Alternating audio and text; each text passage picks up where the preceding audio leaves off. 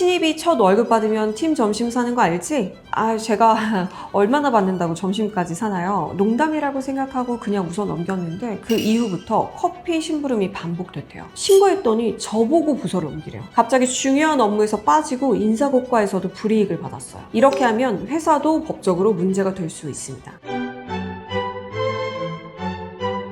안녕하세요. 법무법인 태림의 오상원 변호사입니다. 얼마 전에 입사한 지 얼마 안 된 신입 직원분이 상담을 오셨는데요. 첫 월급날 직장 상사가 웃으면서 이렇게 말했다고 합니다. 신입이 첫 월급 받으면 팀 점심 사는 거 알지?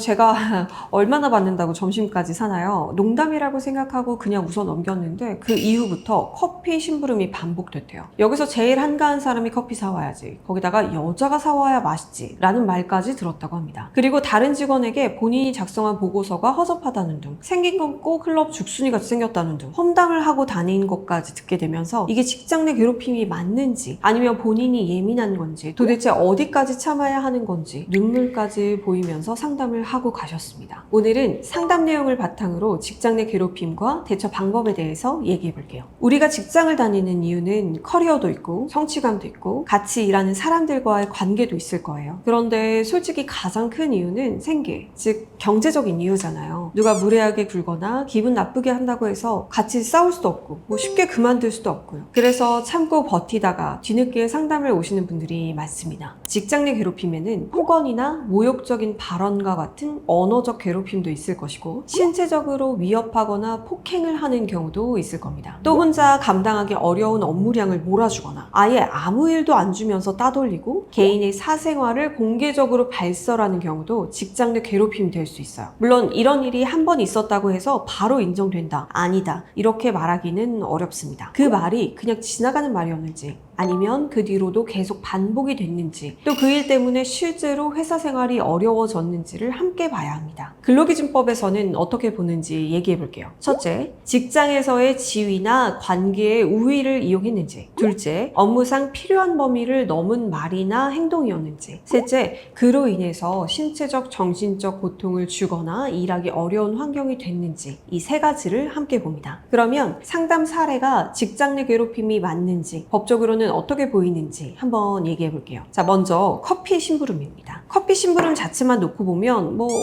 한두 번 정도 그게 문제가 되나? 라고 할 수 있죠. 그런데 여기서 봐야 할 게 있습니다. 점심을 안 샀더니 그때부터 시작됐다는 거잖아요. 직장 상사가 신입에게 반복적으로 시킨 거고 업무랑 관계없는 일을 지위를 이용해서 반복적으로 시킨 것이라면 직장 내 괴롭힘에 해당할 여지가 있습니다. 여자가 사와야 맛있지 라는 말도 업무랑 전혀 관계없이 성별 이유로 역할을 강요한 거거든요. 이런 식으로 평가하거나 부담을 주는 행위도 직장 내 괴롭힘에 해당할 가능성이 높습니다. 그리고 성별이나 외모 비하의 발언은 경우에 따라서는 성희롱 문제까지 함께 봐야 하는 경우도 있죠. 다음은 험담 부분입니다. 보고서가 허접하다고 얘기한 것과 클럽 죽순이 같이 생겼다고 말한 것은 성격이 완전히 다릅니다. 보고서 얘기는 업무 능력의 비하이고 외모에 대한 평가 발언은 업무와 무관하게 개인의 인격을 침해한 거고 경우에 따라서 모욕이나 명예훼손 문제로도 이어질 수 있습니다. 그런데 더 문제가 되는 건 이 말들을 당사자가 없는 자리에서 했다는 거예요. 본인도 모르는 사이에 그 말이 직장 안에 퍼졌다면 그 자체로 일하기 어려운 환경이 된 거거든요. 판례에서도 직원들이 있는 자리에서 업무 능력을 공개적으로 비하하거나 모욕적인 표현을 한 경우를 직장 내 괴롭힘으로 인정한 사례들이 있고요. 다만 앞에서도 얘기했듯이 이런 문제를 판단할 때에는 한 번의 행동만으로 보는 게 아니라 왜 시작됐는지, 얼마나 반복됐는지, 누가 들었는지, 어떤 자리에서 나온 말인지에 따라서 결과가 달라질 수도 있어서 상황을 자세히 봐야 알 수 있습니다. 그러면 이런 상황을 겪었을 때, 그러니까 나도 직장 내 괴롭힘을 당하고 있다면 어떻게 해야 할까요? 제일 먼저 하셔야 할 것은 기록입니다. 사람의 기억은 생각보다 정확하지 않아요. 시간이 지나면 흐릿해지거든요. 날짜, 장소, 누구랑 있었는지, 어떤 말을 했는지, 그때 내가 어떤 감정을 느꼈는지까지 일기 쓰듯이 그날 적어두세요. 증거를 모을 때에도 조심하셔야 할 게 있습니다. 내가 직접 참여한 대화나 통하는 상황에 따라서 녹음이 필요할 수 있고 가능할 수도 있습니다. 하지만 녹음기를 켜둔 채 자리를 비우거나 남의 휴대폰을 몰래 보거나 내가 받은 메시지가 아닌 것을 무단으로 캡처하는 방식은 오히려 문제가 될 수 있습니다. 또 억울하다고 SNS에 상대방을 실명을 내용을 올렸다거나 상대방을 특정할 수 있는 내용을 올린다면 명예훼손의 문제로 돌아오는 경우도 있을 수 있으니까 조심하셔야 합니다. 증거는 본인한테 직접 온 메시지, 본인이 직접 참여한 대화, 직접 경험한 상황 위주로 모으시는 게 맞습니다. 뒤에서 한 말을 누구한테 전해 들은 경우라면 언제, 누구한테 들었는지 바로 휴대폰에 저장해 두시고 전해준 동료한테 나중에 진술을 부탁해 볼 수도 있습니다. 기록이 어느 정도 쌓이면 그때는 신고를 생각해 보시면 돼요. 방법은 크게 회사 자체 조사, 고용노동부 징정, 그리고 형사 고소가 있습니다. 보통은 회사 내부 신고부터 생각해 보게 되는데요. 신고를 받은 회사는 사실 확인 조사를 해야 합니다. 피해자 입장에서는 부서를 옮겨달라거나 유급 휴가를 신청해 볼 수도 있습니다. 그런데 실제로 여기서부터 흐지부지 되는 경우가 많습니다. 신고했는데 아무 결과도 없었어요. 그 사람 그냥 멀쩡하게 회사 계속 다니고 있어요. 회사에서 그냥 조용히 넘어가라고 하더라고요. 그리고 신고 이후에 이런 상황을 겪는 분들도 있어요. 신고했더니 저보고 부서를 옮기래요. 갑자기 중요한 업무에서 빠지고 인사고과에서도 불이익을 받았어요. 이렇게 하면 회사도 법적으로 문제가 될 수 있습니다. 신고한 사람, 조사에 협조한 사람, 피해자에게 불리한 처우를 하면 안 된다고 법에 명확하게 나와 있습니다. 이걸 어기면 3년 이하의 징역 또는 3천만 원 이하의 벌금에 처할 수 있습니다. 신고 이후에 달라진 게 있다면 그것도 따로 기록해 주세요. 회사 신고가 제대로 처리가 안 됐다면 사업장 관할 지방고용노동청에 진정을 넣을 수 있습니다. 사업주가 가해자라 회사에 신고하기 어렵다면 처음부터 노동청으로 바로 가셔도 됩니다. 사업주나 사업주의 가족이 괴롭힌 경우에는 과태료가 부과될 수 있다고 법에 따로 정해져 있거든요. 전화로 먼저 상담받고 싶으시다면 고용노동부 대표 전화번호 1350번으로 연락하셔도 되고요. 다만 직장 내 괴롭힘 금지 규정은 5인 미만 사업장에서는 적용이 안 돼서 노동청에 가도 도움받기 어려운 경우들이 있어요. 이런 경우에는 폭언이나 모욕적인 발언 등이 계속해서 반복되었다면 모욕이나 명예훼손으로 형사고소를 검토해 볼 수도 있습니다. 이거는 회사 규모와 상관없이 가능합니다. 우선은 내가 진짜 원하는 게 무엇인지 생각해 보셔야 합니다. 처벌인지, 가해자와의 분리인지, 보상인지 그 목적에 따라서 어떤 방법이 맞는지가 달라집니다. 그리고 이 말씀은 꼭 드리고 싶은데요. 내가 예민해서, 내가 뭔가를 잘못해서, 나 때문에 라고 자책하지 마세요. 지금 당장 어떻게 할지 결정하지 않으셔도 됩니다. 어떤 방법을 선택하든 지금 이 순간부터 일단 기록을 시작하세요. 오늘부터 하나씩 적어두시는 것, 그게 시작입니다. 혼자 판단하기 어려운 상황이거나 비슷한 상황으로 고민하고 계신다면 고정 댓글 확인해 주셔서 문의 주세요. 오늘 영상이 도움이 되셨다면 구독과 좋아요 부탁드립니다.